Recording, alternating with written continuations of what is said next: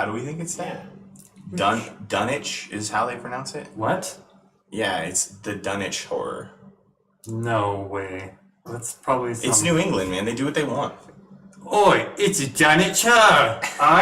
Well, the other place, what is the other place called? Like, not Miskatonic? It's a Dunwich packing there. What's the one? The fish people. Which one is that? Like the Innsmouth. Yeah, Innsmouth, and Innismouth. Like, it's inconsistent. It's inconsistent. Did you start recording? Okay, good. Welcome to our video. Hello, fellow investigators. We just spent 30 minutes trying to figure out how to pronounce Lovecraft words and then realized that Yog-Sothoth is pretty much nonsensical. Yeah. But didn't really realize that in the video. But we're here today to kind of talk through our campaign for the Dunwich Legacy. This video will contain a ton of lots of spoilers. So if you have not played through this or do not care about or don't want to see any of the spoilers, we're going to talk about each of the campaigns that we played, or sorry, each of the Mythos packs, including the 2 adventures or whatever they're called here, the mysteries or what have you, in the core set, and we're going to go through all 6 for the cycle, and we're going to talk about the top 10 worst Mythos cards or the counter cards. So. The ones that plagued us throughout our entire time playing so far. So yeah, so tons of spoilers. So I'm warning you now, and it'll be on our faces or something. Spoilers, we'll do that afterwards. But if you have not played or do not want spoilers, then do not watch any further. That's your final warning. Stop looking now. Wow. Okay, so so the Dunwich Legacy takes place after what did you call it, in the dust of the Dunwich Horror story. So if you want some context for what's happening in the Dunwich Legacy, go read the Dunwich Horror. It's actually one of Lovecraft's cooler stories, I think. There's a lot of people who've put together some pretty good audio dramas of it. I think the Secret Cabal did a good one that I really liked. But it's a pretty good story. Out of all the Lovecraft stories, I think it's the one that's actually the most story-like. It's because you have the Color Out of Space is another one, but some of them are just kind of in your head and not as fluid, and this one was pretty good. So yeah, there's a lot of context. There's a beginning, middle, and end. And a god is referenced directly, which doesn't always happen in Lovecraft stories. So Yog-Sothoth is talked about in the Dunwich Horror, and that's kind of cool because he references his own mythos that he made up. So, but yeah, so let's get started with the first scenario. So I think in ours we played the House Always Wins first. Yes. So the House Always Wins was the scenario where you're going to try to find. It's not rice. Is it rice? It is rice. It is not rice. It is Warren. I think, yeah. Whoopa. Would help if we knew their names. Yeah, there's a lot of cards in these sets, so sorry, not sorry. Yeah, it's Professor Warren. It's Professor Warren Rice Warren and Buffett. No, God, that's Mulligan. So yeah, keep talking. I know what he does. He adds fight, and when you kill an enemy, you can draw a card. It's Rice and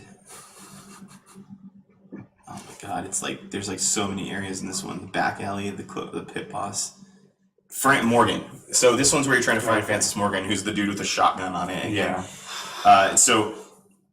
Rice is Professor Armitage has asked you to go find his 2 friends, and you get to choose which one you want to go do first. We did The House Always Wins. The House Always Wins was kind of interesting.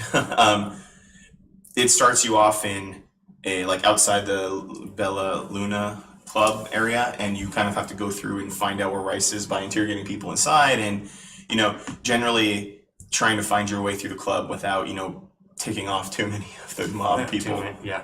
Which I think we just decided to punch them all. Yes, we started off... And by the way, we're playing characters. I was doing Ashcamp Heat in a build where you have no resources and play Dark Horse. And I was Roland, the Protector. It's Guardian. I realized that it was Guardian. Oh, it was Guardian, yeah. So we were... But I was Roland, the detective. So, the first we started out... We started out really bad. First time, we were we're going to stealth this. We're going to go in. That was our previous playthrough. So this one we're going to talk about is just me and Tyler today. When we were going to do low key, and it didn't go so well. We got a lot of mobsters out, and then when phase 2 hit, we had a lot of mobsters to deal with, and it just got crazy. They swarmed us, and Yeah, it got bad. So the second time murdered. through, we decided to just start by fighting, and like that way we could control what was on the board a little more. And the Mythos cards in this set aren't incredibly bad with regards to like bad guys. It's a lot of like other things. So if you can control the bad guys that are out, you can have a little bit easier time moving around. And Naomi's thugs aren't terribly annoying. I mean, their effects are annoying, but if you kill them in the turn they come out, they're not that bad. So we ended up doing the scenario. So the scenario can go one of two ways. If you get to the VA, if you advance the Act deck, you can get Dr. Francis Morgan. If the Agenda deck advances too far, you can get P. Clover on your team. We didn't do the P. Clover way. We went the Francis Morgan way, and we actually rescued him and ran out the back alley while the conglomeration of spheres, one of the more annoying monsters in the set, ravaged the club. So we had Naomi's after us, like revenge. She wanted to, mess us up pretty bad. Yeah. Then we went to the university. So the next one is called. Or do you want to say anything else about the House Always Wins? No, I don't think so. I mean, best way we did it. I think we just like went in guns blazing. We murdered the bouncer like immediately. Yeah, because he follows you around and doesn't let you get clues, which just makes the game harder. So. Yeah, so I think guns blazing is the best way to do that. If you can handle it, yeah, fighting it gets harder in 4 people, so because you have to start doing more counter card draws. But yeah, if you have enough people that can fight, it's a pretty good way to do it. So the next one we did was Extracurricular Activity. So after you rescue or fail to rescue and Francis gets kidnapped, you go find Warren Rice, and Warren Rice is at the university. So the university one's kind of interesting because you have to basically find Jazz Mulligan to like unlock a bunch of places, and then at the end you're faced with like this game's first multiple ending, like the legit multiple ending where you have to make like moral decisions. Like, do you try to rescue Warren? Do you try to kill this terrible monster that someone accidentally created in the science lab, or do you rescue the dormitory students? And so, yeah. And you can only do one. Yeah, you can only pick one of them. We used to think you could maybe save the kids and Warren Rice, but you can't. You can save the kids multiple ways, and there's different things that happen if you kill the monster versus save the dormitory kids, but especially later in the campaign. But you can't get Warren Rice and survive, have the kids survive. No. So yeah, so keep that in mind if you are watching this, and that's the strategy build thing, to decide what you want to do and build to it, because experiment's kind of hard to kill. Yeah, he's very hard to kill, even with less investigators. I don't know if there's any bad location stuff in that one. I think that the most annoying thing was there was like thralls everywhere, so like it's kind of mixed 50-50 between monsters and bad Mythos cards, and that's when you first start to see all of the like Beyond stuff. So what's the card that I really don't like? Beyond the Veil and Terror from Beyond, the stuff that causes you to start milling your deck, and if you and there's a lot of things that happen if you mill your deck and cause you to mill your deck, which means you're not getting cards that you want, and you can shuffle your deck again when your deck's out, but not if you have Beyond the Veil out, because then you take 10 damage and will most likely die by the time that happens. So hitting that for the first time can be really jarring if you're not ready for it. In previous campaigns, we've always rescued Rice. This time we went for the children, which I think was a good idea for reasons later on. In Blood on the Altar, I mean, it's whatever you do. We can talk about that. Yeah, later on. I mean, whatever you do,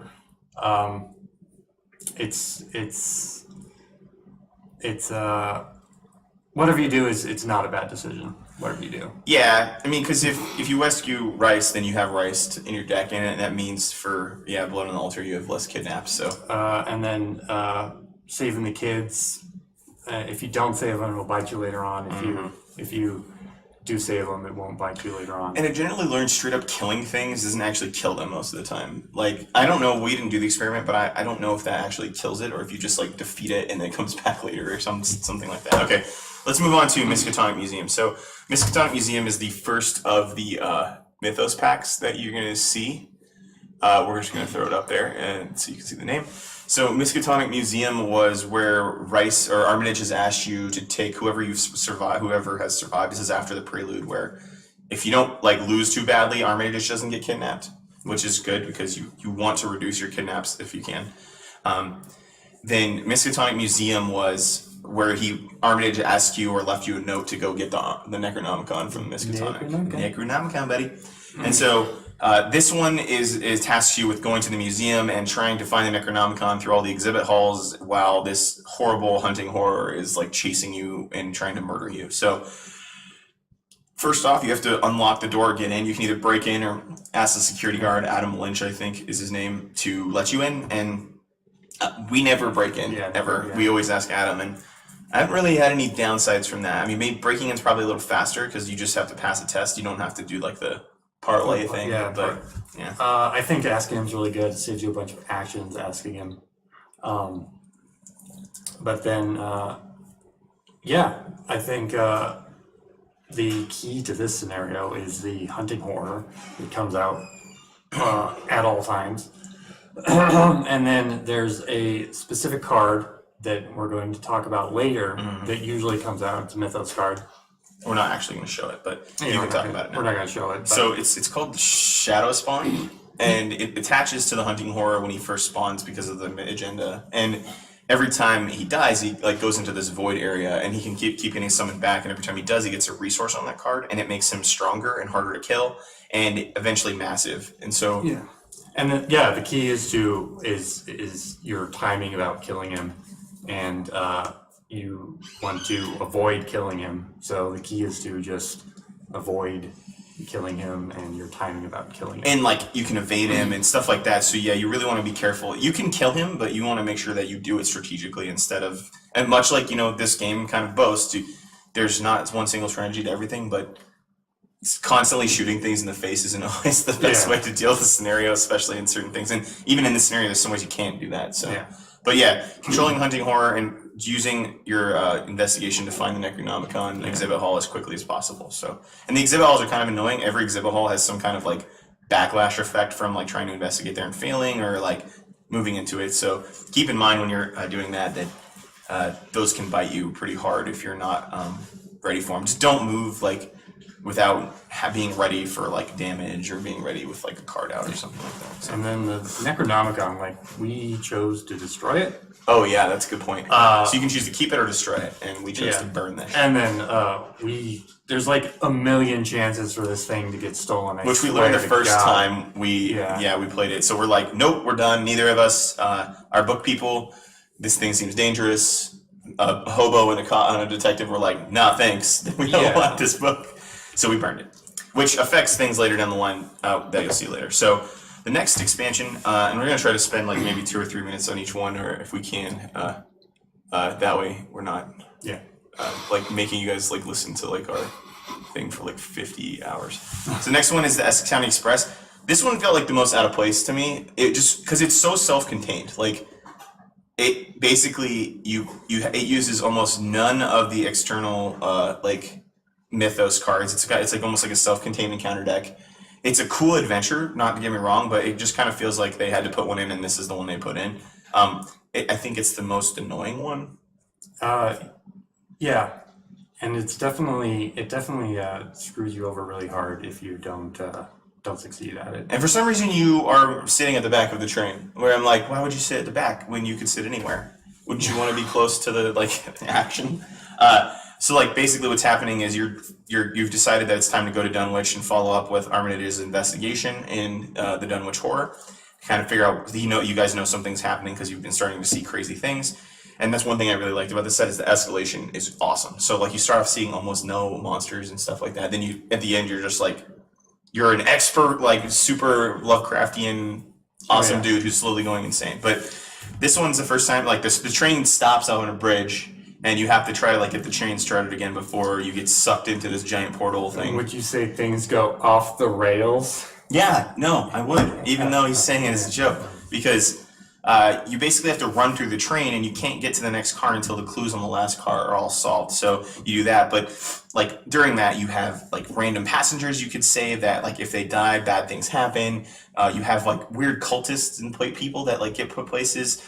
There's some really bad scenario cards like Claws of Steam can really mess you up if you're not, or like the Claws of Steam or something like that can really mess you up if you're not ready for it. So this one is one of the harder ones, I think. Yeah, I would definitely agree, and it's very investigation focused, which is not great for some characters.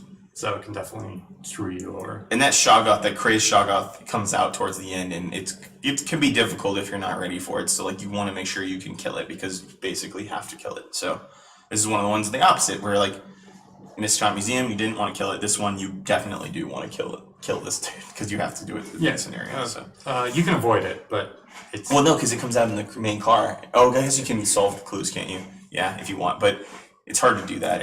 It's 2 victory points. Yeah, that's true. You get like no XP if you don't kill it. That's true, and XP was pretty light in this one, I think, too. And it's like that's why I kind of felt like I was like, what the heck was this for? But the other thing is, if you do not do well here, it screws you over. It adds a very unique weakness to your deck. It makes you lose all the people you have in your deck, and it makes you lose a Necronomicon if you lose it. So this is one to build for if you're like wanting to do well. This one, beating this one, is something that you want to be able to like really do, and it revolves around clues per investigator. So like try to be able to investigate. Yeah. All right. Anything else about that one? No. Okay. Blooding Altar, I thought that one was pretty cool. It's got a lot of different dynamic stuff in it, and you can do some pretty cool stuff after it. But yeah, you want to start off talking about this one? This one is a weird one. This one comes with a caveat. The better you do on this one, the harder the next one will be. That's right. I thought that one was a weird one. Oh yeah. I even had to check the internet to make sure that one was correct.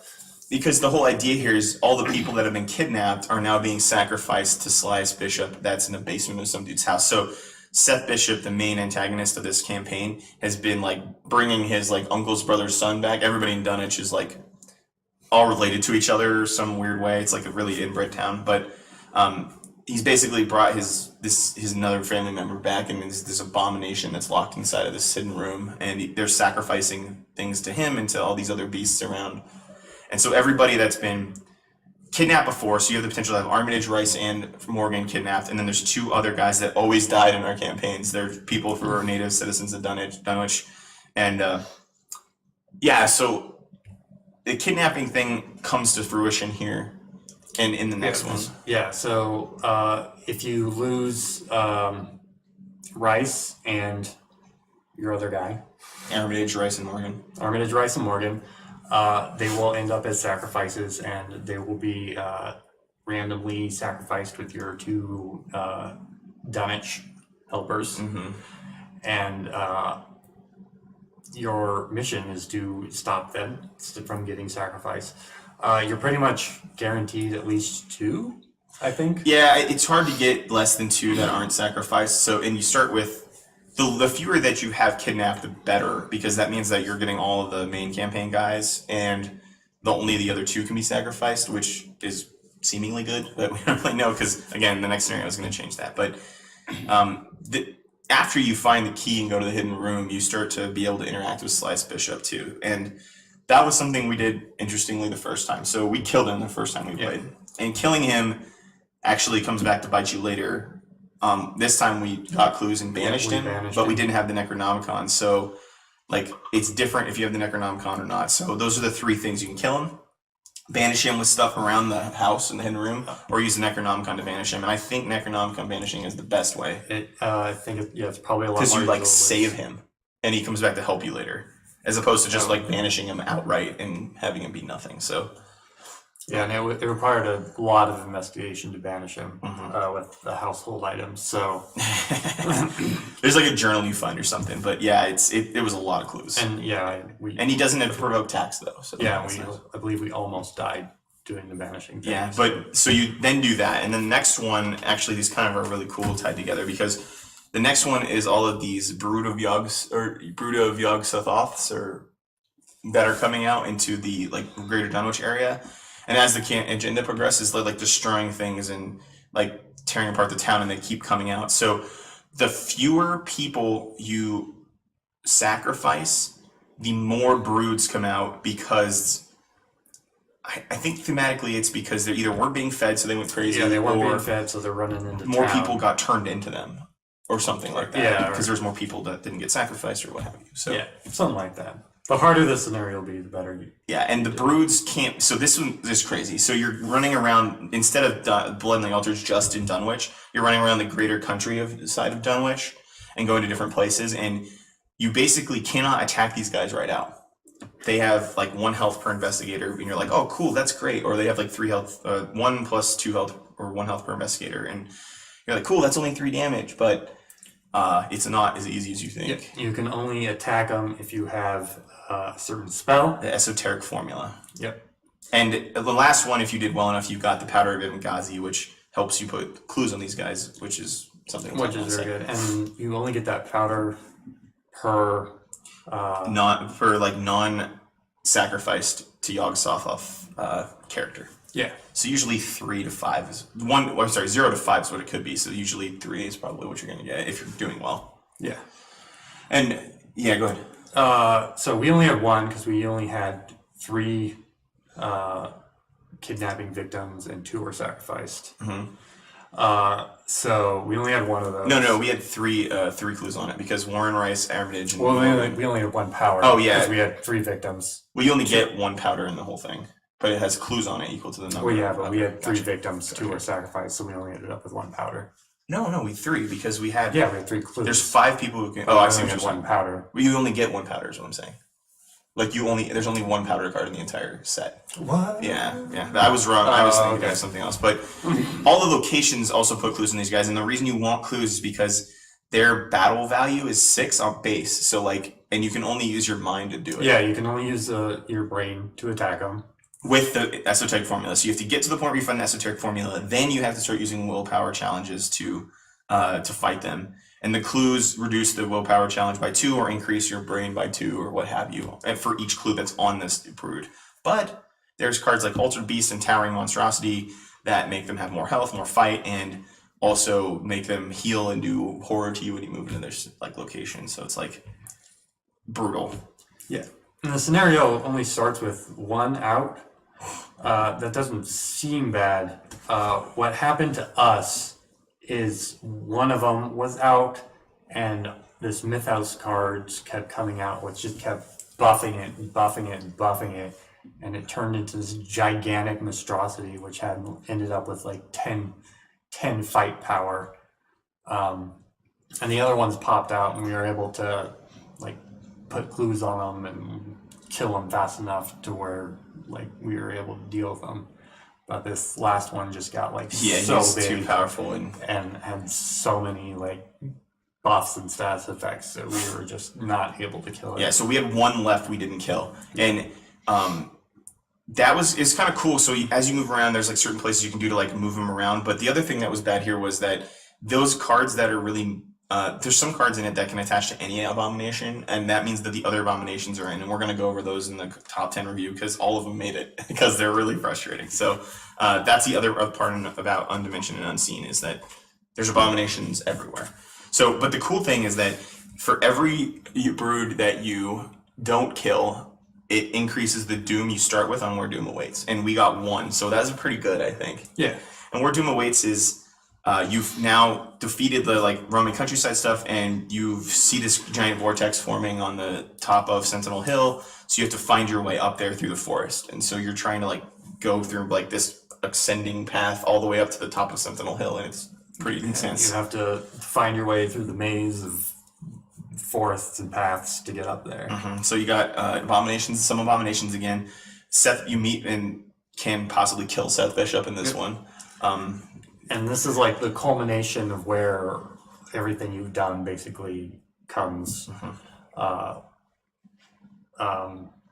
Your escape Silas Bishop if you murdered him, he adds a bunch of conglomeration of spheres to your Mythos deck. Yeah, which sucks. Yeah, sucks. It's so really much. brutal. The other thing, so we actually got, so there's 3 different Act 2s, and depending on how you deal with Silas Bishop, and we got to Act 2 where we banished him, so I think something mediocre happened. Like, it was like, it was something with like, you start off with Seth Bishop having like 2 damage because we banished him. So like, it was kind of cool because Seth was already partially killed. Okay. So we ended up just straight up, so you go through these paths, you have like the base path where you like flip up these locations and you have to get the clues to get to the next area, but some cards will flip the locations back up. So you like have to start over if you didn't get all the clues. Then you go to the ascended path and everything starts to be like transformed or anomaly areas, and that can be bad. And then you get to the top of Sentinel Hill and Seth comes out, and you basically have to get all the clues there, and you don't have to kill him, but we did anyway. Yeah. And I believe if the Necronomicon is stolen, something else horrible happens. That's right. Yeah, so we killed him and we got all the clues on Sentinel Hill, and that one is, I think, is really fun. Yeah. I think it's kind of short, but it's like really good. It's a really built one, and then you move straight into the last one, and which is also if you resign, you can lose. You can lose. Oh yeah, that's a good point. Thank you. There's an option. The first time we did this, it was like, oh, you can resign, haha. And normally it's like you can do that and you move on to the next one, but you lose. You lose the campaign. All investigators are defeated because Yog-Sothoth gets summoned and destroys the world. Literally, the thing reads, it engulfs the world and you all become one with reality or whatever. Yeah, and you're driven insane. So be careful about that, because I think their main plot was to like have 6 you can play and then possibly 8 that you like could get to. So like you're playing the 7th one, I guess, and then the last one you may not even get to if you don't do well enough here. And to be fair, you can actually lose before you get to the end if all your investigators die. Like you don't have any ones to reroll or anything like that, but you have to do it was surprising for us. Yes. Or you play on hard mode. Yeah. And then that would be it. But it was very surprising for us because our 4-person group lost here. Yeah. And we did not get to go into the next one, which is Lost in Time and Space. And this one is like crazy. So really cool. At this point, you guys are like pro like Mythos hunters, and you've like killed a dude who is summoning beasts, and you've seen like terrible things in Dunwich that you'd never see anywhere else. And again, the escalation in this campaign is super good. This one, you start off in another dimension. Yeah. You get pulled through this vortex Silas was opening, and you have to close it before Yog-Sothoth destroys the world. And this is like literally like twisting like paths, like That's so cool. like islands floating through like space. So the act card says it says as an action, discard the top 3 cards of the encounter deck and put a location out. That's like put one of the locations out. So there's a bunch of like one-sided locations in the Mythos deck, which is cool. And yeah, you have to. It's this one. If you really don't understand how movement connection works, you do, but you have to understand it at this point because you start on a space that you can literally go nowhere. And sometimes you'll be able to go to somewhere but not get back. And when that happens, if the like location leaves, you take a bunch of horror and go back to the thing. And this is like such a fantastically designed scenario. I love it so much. You had to like start there and then snake your way through with random stuff to the outer edge of time and space. There you basically close the rift and then have to get out. Yeah. And so like that's the whole goal of the scenario, but it's not that straightforward. There's things that hunt you through time, like another dimension. You'll get stuck places and you'll have to like try to get paths back because after you cross one of the locations that gets you there, like it disappears, and it's just, I thought it was cool too. I died. Ashcan Pete is dead. We had a really cinematic end to this where stand up KS back. I was basically like running across this like bridge to the edge of the universe, and when like Ashcan Pete was getting mauled by these dimensional hunters, and like the bridge is like collapsing, and then like Yog-Sothoth like actually spawned. Yeah, like showed up like while Roland was like investigating. I didn't realize how appropriate that was, but that looks like Roland on that thing. Oh yeah, it does. And so Tyler there was 2 clues on the location to resign, and you have to have 2 clues to resign. Yeah. And so he pulled both of them and escaped as all his like final actions or something like that. And I was like being driven insane, and it was just like amazing, and like, And there was like things hunting him through all these locations. It was cool. yeah, it was great. And so we ended up Tyler ended up saving the world. Ash Campy just like was lost in time and space forever, and he's like now in this infinite loop of happiness, I guess, which is okay. But happiness, that's usually how it goes. It's just like he's like contented with being lost, is what it said in the thing. But there's a thing after that too. Yeah, I discovered. No, good. Okay, yeah, I discovered is this really cool thing you can do if you're a rogue. Or anybody can have that card, actually. It's no experience and zero cost. So anybody that can have rogue cards can have that card in its deck. Any Dunwich Legacy character and any rogue, any character that a rogue. So like Skids and Wendy, I think. Yeah, can have the card I'm Out of Here, which lets you resign anywhere on the board if there is a card that says resign. And so you can just I'm out of here in the final scenario. If you get to and reveal the final card, you can just be like, oh well, I'm out of here, and just peace out on this extra dimension. Which is pretty cool, actually. It's actually almost worth including that card if you can in the last scenario, just to be able to do that. Because once you're done, you're done. So, and I think you win when all the living investigators have resigned. So that's helpful. As long as you can get one person to resign and everyone else dies, you're good to go. Yeah. So there was like an epilogue, and the epilogue it's all based on stuff you did. So like it's like, did you like do these 2 or 3 things? Did you save the children? Did you? Yeah, and so the epilogue is like 2 different ways. It's like, oh no, it was, did you warn the townspeople, or did you scare them off or something? Yeah, did you tell them to leave, or did you warn them? And then if you warn them, like, somebody ends up finding the book again because they know what's happening. And if you try to scare them off, like, people leave Dunwich or something like that. There's some like repercussions that could definitely go into another campaign around Dunwich. So, all right, so we're gonna hop into reviewing the like top 10 worst Mythos cards. We're gonna go from 9 to 1. So we'll start off. Eager for Death was one of my picks. I don't think Tyler hates this card as much as I do, because in our original campaign, it actually murdered Jenny, and yeah, it really frustrated me. And it was on. It kept coming out, and the difficulty here is that it's a 2 test, which are like, oh, that's not bad. Jenny has 3, so it's not that bad. But then it increases for 1 by each damage on you. So like, if you're tanking or fighting, like this is a super hard task to pass. And if you are tanking or fighting, you have lower willpower or horror, and it's just like, it can get bad. Is meant to kill you if you're trying to defend people, which just frustrates me so much. I understand that. And there's 2 really bad sets in the Dunwich cycle: the Whippoorwill set and the Abomination set, and you're gonna see almost every card from them here. So this is basically the Dunwich cycle. It's just the Dunwich. Well, no, that's what we're doing. So like, we're not doing any cards from the core set because we wanted to talk about just cards that are part of the encounter sets that come in this box right here. So you only see cards. You won't see any of the cards from any of these the Mythos packs. You're only going to see cards that come in this deluxe expansion. So the next one is going to be the Avian Thrall. So Avian Thrall is a 5/4/3. So hard to run away from, really hard to fight if you're not following the other things. Preys on the Lowest Book, which is okay usually because those people tend to have abilities like spells or guns. Yeah. It does hunt, so keep that in mind.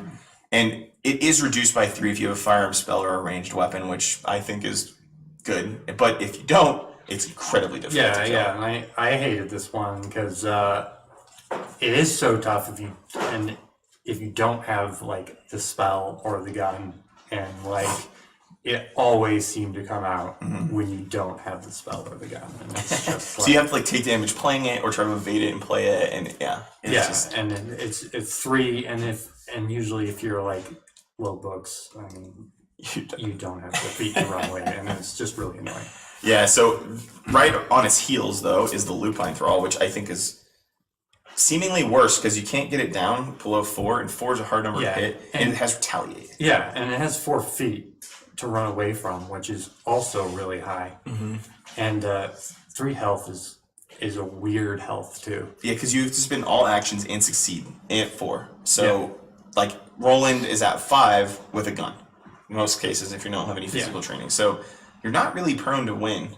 Yeah. and it's 2 damage if you hit with your gun, so you have to do it twice. And wasting ammo, you're not doing damage efficiency, and failing means retaliate, which means you're taking damage. So having 2 keywords on there for just a regular set monster is kind of frustrating.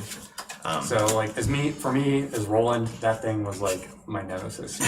It was always coming after me. It was awful. Yeah, lowest feat and lowest books. So Altered Beast is the final card from that set, the Abomination set. This one, it goes on those 2 that you just saw, but it also can go on the Brood of Yogg-Sothoth when it's in it. And so there are no Abomination enemies in play against Surge, so Surge is frustrating because you have to draw another card. This one, Surge isn't that bad because the effects don't happen, so that's okay. There's Surge cards that you're going to see that are worse. Altered Beast gains Surge, otherwise choose an Abomination enemy and heal all damage from that enemy attached to Altered Beast. So if you're like done a lot of work to get some damage on like a Towering Monstrosity or Towering like Beast, Brood of Yogg-Sothoth, this comes out, and now it's healed, and when you enter the attached enemy's location or it enters yours, you take a horror. Yeah, this one was hard because we had this Brood of Yogg-Sothoth almost dead, and it healed. It had 5 health, and we couldn't move in there without, like, we had to basically move in and kill it in 1 turn if we wanted to, because it was going to start giving us so much horror. Like, it really changes the way that you play, and you're going to see another card in this list that does the same thing for locations, and taking horror when you move somewhere is very bad, because it's really not that easy to heal horror. Yeah, and we were both low horror characters, so... And I didn't want to kill Duke. And even with Peter, so I had Peter Sylvester in my deck, and I had him upgraded, and even with that, it's hard to maintain the amount of horror that comes with those Abominations. This is our favorite enemy to not see. Inclination of Spheres. So it's a 1 cost, easy to fight, right? But 6 health is a lot. 6 health is a lot, even on like a boss monster. So 4 to run away, so you're not running. Lowest brain, that's probably you most of the time. No, it's definitely me most of the time. Hunter, which means it's coming after you. It comes out in 2 or 3 of the scenarios, depending on how you do. But it discards your melee weapons, so if you have any melee weapons, you basically you can do 1 attack with them. So I hope it does 2 damage, because... Yeah. I didn't have a lot of melee weapons, so I was like... Neither did I. Duke was just biting the spheres, so... Yeah. I was like punching it most of the time, and like, I ended up having to shoot it a lot, but then I was using all my ammo, and like, it was awful. It's just hard to kill. 6 is a harder number than 3 too, because you do it's I guess it's not a hard number because you can do 3 attacks and kill it, but it's still again tough, and it uses lots of things. And then of course, like, you're drawn to fail at least once, because you'll draw that stupid like tentacle or the -5 if it's in there, and So Conglomeration of Spheres is something to keep out for. You're not running away, so just focus, fire it down, and kill it. Yeah. All right, Sword and Silent is our next card. This is number 4, so we're in the top 4. Sword and Silent is frustrating because you have to let the agenda advance to discard it.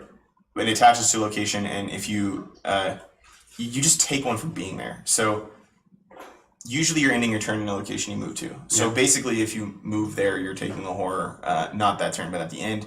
And if you have to be in that location because you have to get clues, you just sit there and take horror. And this is on top of the other horror you're going to take for all the other things in this game. So, and if it lands on like a high shroud value, and you have to sit there to investigate, it's really hard. Or if like there's a monster there you have to fight, and like this landed on like our like safe space when we were fighting.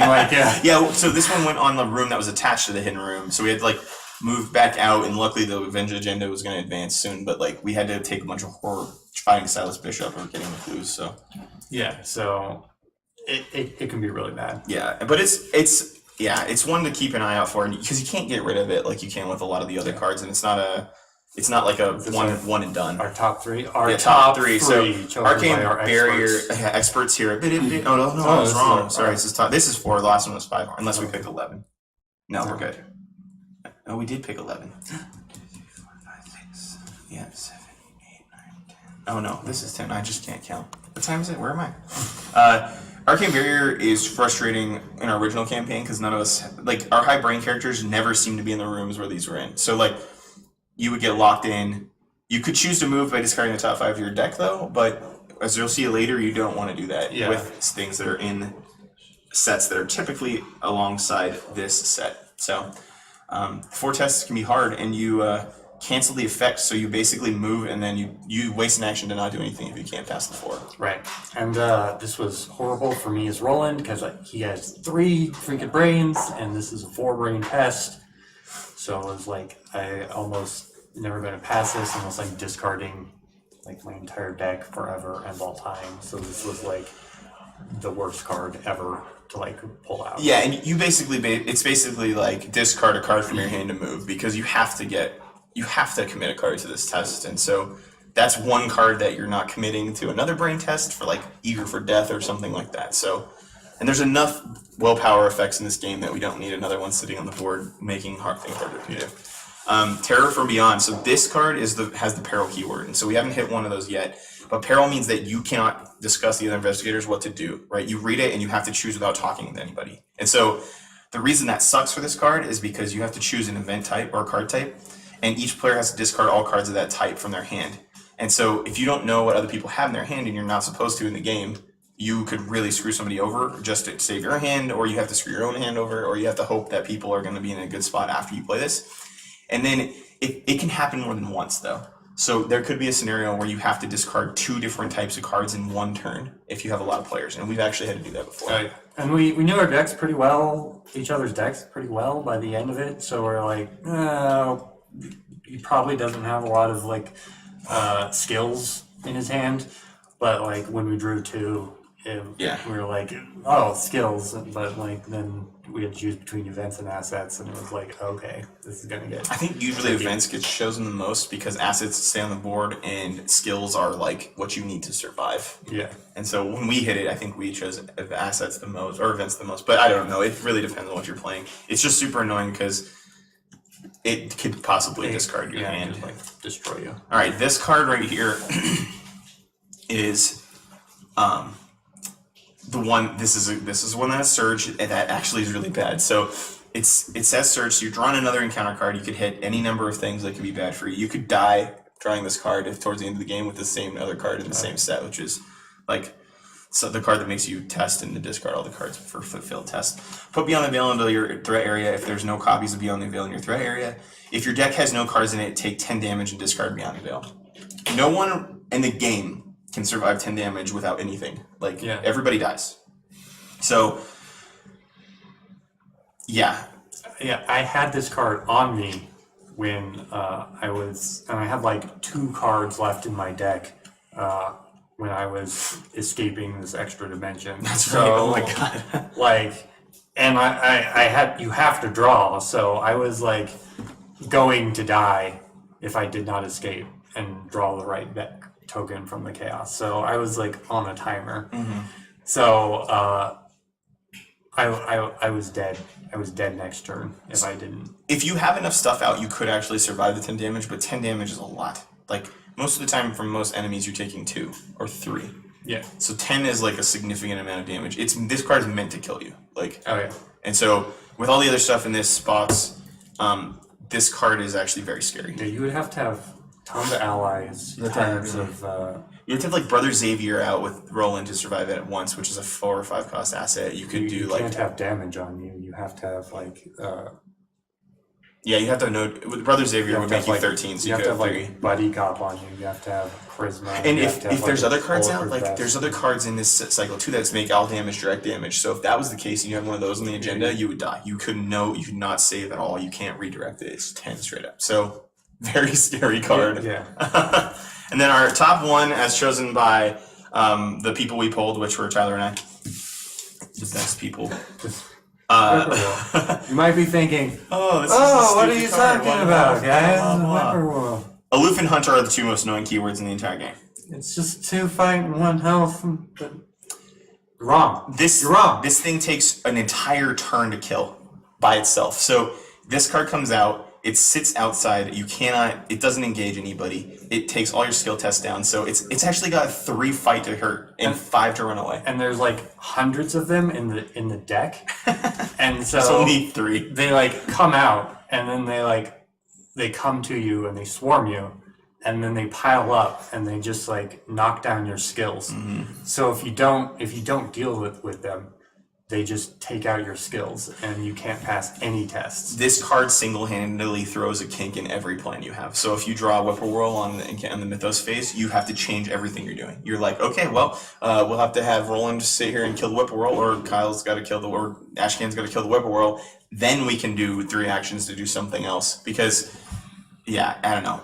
It's so annoying to get -1 for all your skills, because that hurts you as soon as it comes out. So every other thing that happens during the Mythos phase, any effects that are happening before you get to kill them, like a bad treachery or weakness card can mess you up. Like we've tried ignoring them, and it does not work. You can try ignoring them. Yeah. And tell us if it works. All right, so thanks for watching, everybody. That was a little longer of a video, but we appreciate you sticking with us.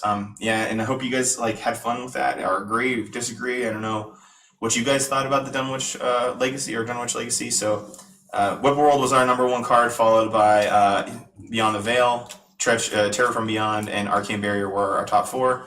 Our 5th one was Sword and Silence. So only monster in the top 1 is going to be the Whipworld, because it is just so frustrating. Path to Carcosa comes out soon. There's lots of spoilers for that, so keep an eye out there for lots of cool stuff coming out. And we'll see you next time. See you next time. Later.